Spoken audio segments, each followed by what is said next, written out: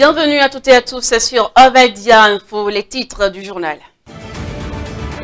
Bénin à faire limogeage de Modeste Toboula, préfet du littoral, et Barnabé Dassigli, ministre de la décentralisation. Leurs remplaçants sont connus dans ce journal. La population apprécie.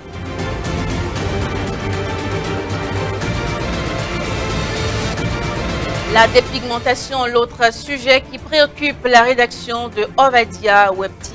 On en parlera également dans cette édition.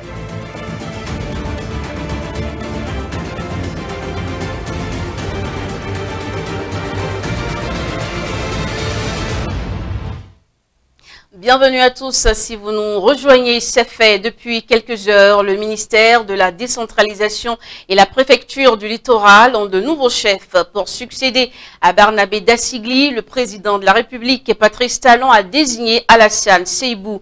Il prend ce nouveau portefeuille par intérim et cumulativement avec ses attributions de ministre du Transport. À la préfecture, on retrouve Jean-Claude Koudia, le patron du département de l'Atlantique. Lui aussi cumule de façon intérimaire. Le chef de l'État se donne certainement le temps de la réflexion et du respect des procédures pour remembrer son équipe. Et en attendant, les Béninois, ils vont de leur analyse et appréciation. Tout le monde semble applaudir, même si les motivations ne sont pas les mêmes. Nous ne pouvons que dire merci au gouvernement en place qui a laissé la justice jouer pleinement son rôle. Parce que vous savez, c'est une plainte qui a été portée contre le préfet et lui et ses complices sont aujourd'hui en lieu sûr. Lorsqu'on veut nommer quelqu'un à un poste de responsabilité, un ministre, un préfet, il faut faire d'abord l'enquête de moralité. Et quand vous voyez comment cette autorité, préfet Toboula, a exercé sa fonction avec zèle, je vous dis, c'est désolant. On doit les poursuivre à la justice. Il doit aller en prison, monsieur le président. Parce que le Bénin est un. Et le Bénin appartient à tout le monde. Et l'État est une continuité. Dassigli et Toboula, ils ont fait une erreur. Ils ont mal géré ce qu'on les a confié. Donc leur patron, il a vu que ce qu'il les a confié, ils ont mal géré, il les a limogés. Ça n'a pas fait des élections, on peut t'en aller limoger Dassigli et Toboula. Ce qu'ils ont fait mérite de limoger, il les a limogés. Mais si les élections n'arrivent pas, il va les limoger. On rappelle que les deux personnalités en cause sont impliquées dans une affaire domaniale douteuse. Elles doivent répondre de ce qui leur est reproché devant la justice béninoise. Le procès est fixé au 8 avril prochain devant la Criette, tribunal spécial en charge des dossiers économiques. Après la réception de la liste électorale, le recensement des agents électoraux, la Sénat a abordé depuis le jeudi 21 février la troisième étape du processus électoral au Bénin. Les postulants à la 8e législature de l'Assemblée nationale du Bénin sont attendus pour les dossiers de candidature. Autant ça grogne dans certains états-majors, autant on imagine que ça s'affaire également. FCBE, USL et bien d'autres formations non favorables au pouvoir sont recalés par le ministère de l'Intérieur. Du côté de la Sénat, on s'efforce néanmoins de rester serein. Et selon Emmanuel Tiendo, le président de l'institution en charge des consultations électorales au Bénin, il faut garder son calme. Nous, on vous promet des élections transparentes, libres et apaisées. C'est ce que nous pouvons, c'est notre rôle. Nous ne pouvons pas faire autre chose. Et nous ne pouvons pas dire, parce que c'est tel régime qui est là, voilà comment on va organiser les élections. Non. Nous organisons les élections sur la base du code électoral. C'est vrai qu'il y a dans le code électoral un certain nombre d'innovations.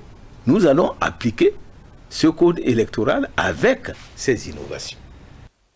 Et de mémoire, vous le savez, les scrutins au Bénin ont toujours connu des moments de tension. Et cette énième consultation semble partie pour ne pas faire exception. Mais les citoyens que nous avons rencontrés veulent encore croire à une élection apaisée. On les suit. Il n'y a jamais eu d'élection sans problème. Partout dans le monde, il y a toujours des problèmes. Mais seulement que c'est la gravité qui diffère un peu. Sinon, il n'y a pas d'élection. Vous avez vu au Nigeria, ils ont reporté. Mais la seule prière que moi je peux formuler, c'est que ces élections se passent dans de meilleures conditions et qu'il n'y ait pas de dérapage. Par rapport à moi, bon, mes inquiétudes, c'est concernant la paix. Puisque quand il y a toujours d'élections, il y a toujours de vengeance, il y a toujours de concurrence. Donc j'aimerais pas que ce qui s'est passé tout récemment au Nigeria passe aussi ici au Bénin. Et donc j'aimerais à ce que le peuple béninois ait la patience et que les élections aussi se passent dans la tranquillité autour. Concernant nos institutions, bon, moi j'ai toujours confiance à eux, puisque concernant la transparence, sans vous mentir, il n'y a pas souvent de problèmes. Ce sont des institutions qui sont chargées, c'est-à-dire vous voyez, du début de l'organisation de ces élections jusqu'à la fin. Moi, en tant que juriste de formation, je vais leur accorder ce bénéfice de doute là. Mais seulement, vous savez, les institutions sont dirigées par des êtres humains. Et l'être humain, vous savez, est vulnérable sur tous les points. Maintenant, c'est à eux de nous prouver que réellement la confiance que le peuple avait portée en eux, que le peuple n'avait pas tort. Pour finir ce Flash Info, nous nous intéressons à la dépigmentation qui est un fléau qui se remarque de plus en plus en Afrique et conséquemment au Bénin. Quelles sont les raisons qui poussent un individu à s'adonner à une telle pratique? Pour Avadia Web TV, Kwame Binessi et Brice Laliouto ont mené l'enquête.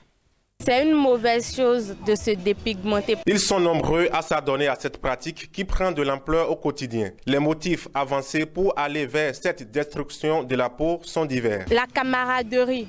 Par exemple, je suis avec des amis qui sont teint clair. Donc, ça peut me pousser à me dépigmenter. Je pense que c'est faute de connaissance, parce qu'elles ne sont pas informées ou bien parce qu'elles l'ignorent. Il y a des gens quand même qui le choisissent délibérément. Choyé par nombre de femmes et hommes, ce choix de mode dresse une liste d'effets sur le corps que la plupart des pratiquants ignorent. Ça provoque l'apparition des végétures, des acnés et ça atrophie leur physique. Déjà quand vous dépigmentez, la texture de la peau n'est plus ça. On sent déjà que ce n'est pas naturel et vous-même vous n'êtes pas à l'aise parce que moins de choses vous avez des affections de peau. Ça peut vous causer le diabète à la longue, l'hypertension. Ces professionnels chargés de l'entretien du corps confient qu'il existe d'autres méthodes naturelles pour embellir son corps et contourner la dépigmentation. Si c'est une peau éclatante, hydratée et brillante que vous voulez, avec des soins, vous pouvez y parvenir sans vous dépigmenter.